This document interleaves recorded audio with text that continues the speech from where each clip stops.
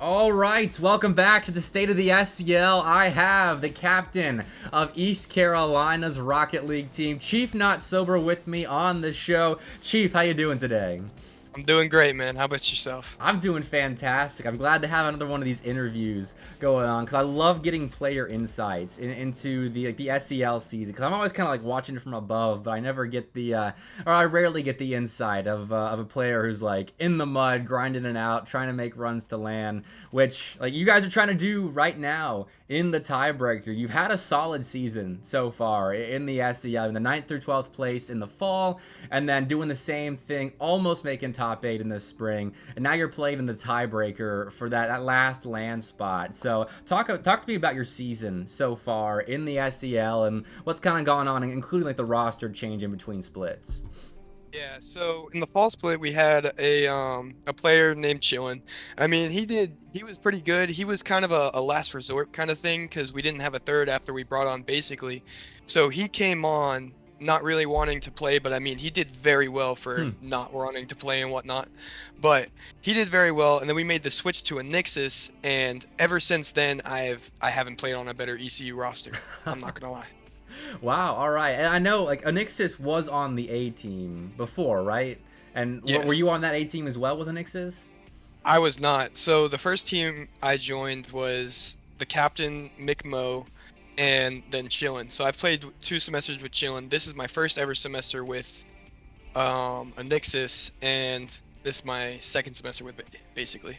Okay, gotcha. I mean, you're still fighting for land in that tiebreaker. Like, a lot had to go on for that four-way tie to happen, which is just absolute insanity. But like, with this second chance you guys have been given, I mean, I watched the South Carolina series last night. So you got UAH and Bruton Parker left. Like, is there any special prep you guys have been doing for this group play for tiebreaker? Uh, Not really. Anixis recently got married. Shout out. Wow, congrats. So yeah, he just came back, and I mean that series against USC was like his first series back after getting married, and I mean we showed out as far as we're concerned. We definitely could have probably clutched up in the overtime, but But as for going into, we have a series tomorrow against BPC, and Mm-hmm. then a series against UAH on Wednesday. Uh, I can't say I don't want to, be toxic or anything, but we really haven't struggled with UAH. We've never played BPC. Mm-hmm. Um, so they're definitely going to be a team we're going to have to adjust to, learn on the fly. Look back at some of the replays from, the USC match and maybe some other ones. Like we've played UAH a number of times this semester, so Mm-hmm. that we'll probably look back at some of their gameplay just to help prepare us for Wednesday. Yeah, fair enough. I mean, like that's your season kind of hanging in the balance in a span of 2 days, at least in the SEL. I know you've got the CCC land this weekend as well. But I want to ask, like, are there any seniors on your roster? Like, this is kind of their last semester going forward. Are you all juniors and below? So I'm a sophomore. Okay. Basically, he's a junior, and Nixus he's a senior, but I'm pretty sure he has 1 semester left. Okay. I don't know what his hours are or anything, or what the qualifications with certain leagues are, but the more I play ranked and stuff like that, the more people I find that go to ECU that don't know that we have a team. So Really? we have a lot of people that are coming on next semester.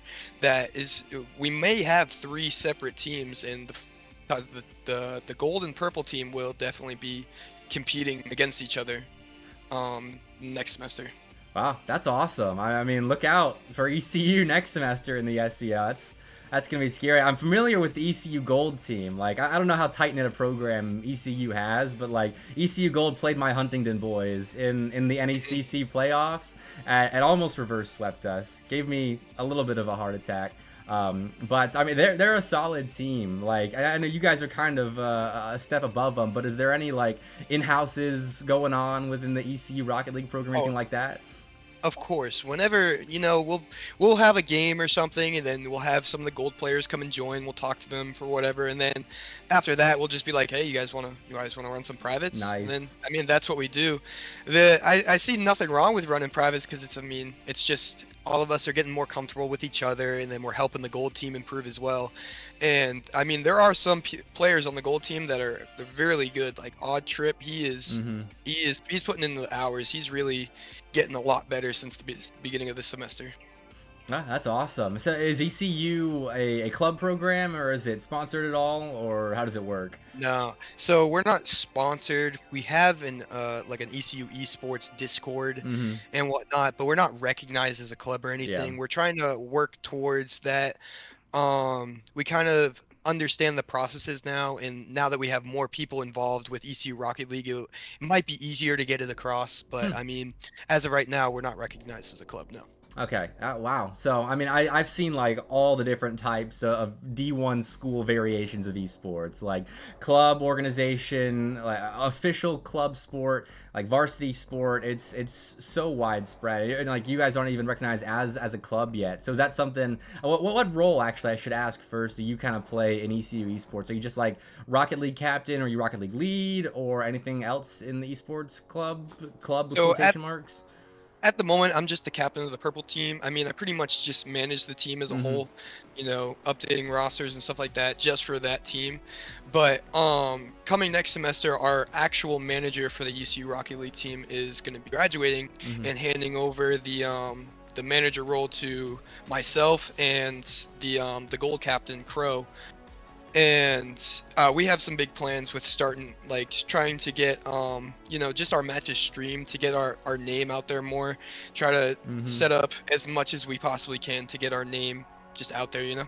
Yeah, that's the name of the game for like anything esports, especially in collegiate, is getting the name out there. And I would love it if you guys would stream your matches as well, because as many clubs that stream their matches, like then I get to go and watch them selfishly, and that's more SEL that gets put out there, and then other Rocket League matches. That's something we all need to like strive for, is get streaming as much as possible, because like visibility wise, like Rocket League's getting there at the collegiate level, but it's not completely there, which is like. How do you view the collegiate Rocket League landscape? Like, this is kind of a deep question for you, but Yeah. what do you think the state of it is like? Currently, I mean, as far as I was concerned, we've had CRL every semester Mm-hmm. going on, but that there was no spring semester CRL, so they're taking a step back with that. And I think it's weird because Rocket League is, a lot of people call it a dying game, Yeah. but I mean, Epic's finally starting to, shape it more so it's has a future ahead. And the same thing with Collegiate Rocket League. The more I get involved with these leagues, the more I see that there is a large base really for Mm-hmm. Collegiate Rocket League. And I mean, the comp is there. Like you saw, I think it was Aiken, they made an RLCS run. And Mm-hmm. that's the first college team to ever do that. So just having the collegiate aspect getting onto the RLCS stage is gonna I think it's really gonna make a big jump for the collegiate environment. It's so cool, like Akron making that run as a Exactly. D1 school as well. It's not like a Northwood or a Bruton Park or one of those small schools that's very much esports focused. It's a big school that is also esports focused making that run, which is slightly surprising to me. But Akron's been at the top of the scene for a long time, but they also compete like in the regional events as well, like your Volans, your they were at BBB, the Bluegrass Boost Battle recently. Do you guys travel much as ECU teams? I mean, not being a club, it's all got to be self-funded. That's always tough for a program. But do you guys travel to lands much? So we went to the C3 or the CCC LAN last semester. It was Mm-hmm. me chilling and basically. And I mean, that's only like an hour out or an hour, 2 hour drive from where we're at. And if we were to make this the cell land, that would be the furthest we'd have to go all the way to Alabama. But other than that, we haven't really traveled. We haven't been too much invited to anywhere, at Mm-hmm. least in the 3 semesters that I've been playing. Okay, fair enough. Because I mean, that's where I see the community really coming together, is at those regional lands, and getting to know each other, befriending each other. I know that's why King joined the league, is because they befriended like UTK and Kentucky at Bluegrass Boost Battle, and they were like, "Come join the SEL." I don't know, it's cool. Like I love the community aspect of the like our region as well, with leagues like CCC, which you guys are playing at LAN this weekend for CCC. Talk a little bit about that, like what that LAN environment is like as a North Carolina, South Carolina based LAN. Like, is it super fancy? I don't even know actually where it's hosted. So it's hosted on the UNCW campus, Okay. which is nice. So last semester was the first time doing the LAN, and we kind of figured it out. I'm not a part of like league directors. I'm involved with the league, of course, but as for setting up the LAN, I don't know too much other than we have the venue on the UNCW campus, and I'm pretty certain it's a Swiss type of bracket, so Okay. double elim. And I mean, we play our gold team first round, and then we play That's Clemson. funny. Yeah, so after we play them, we'll end up playing Clemson. Sorry, gold team, you guys you're not beating us, but I think USC's A and B team also play each other in the first round, or not the first round, maybe the second round if USC B beats Pembroke. But I mean, I don't see that being an issue. But yeah, it's a new LAN, so everything's still trying to get figured out and whatnot. But with that being said, this coming LAN is definitely going to be a lot better than the last LAN. The problems that arose with the last LAN have definitely been fixed this LAN, and I'm excited for this weekend. I really am. Sweet. That's how it always goes with LANs. Like the first one that someone hosts is always rocky.